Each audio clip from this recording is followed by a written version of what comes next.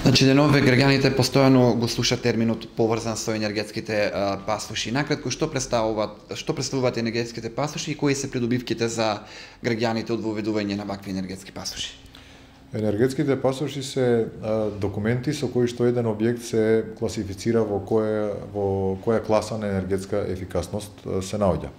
Енергетската ефикасност е на светско ниво поделена на класи А+, А, Б, С, Д и така натаму, а со добивањето на енергетските пасоши граѓаните ќе едноставно ќе знаат дали нивниот објект задоволува одредени услови и колкави потреби од енергија тој објект бара за загревање и за ладење во текот на една цела година.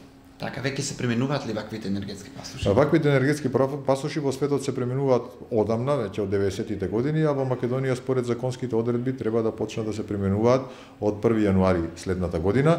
Со тоа сметам дека нивото на живот, квалитетот на живот и квалитетот на изведба на објектите од страна на градежните компании сериозно ќе се подигне. Добро, толку.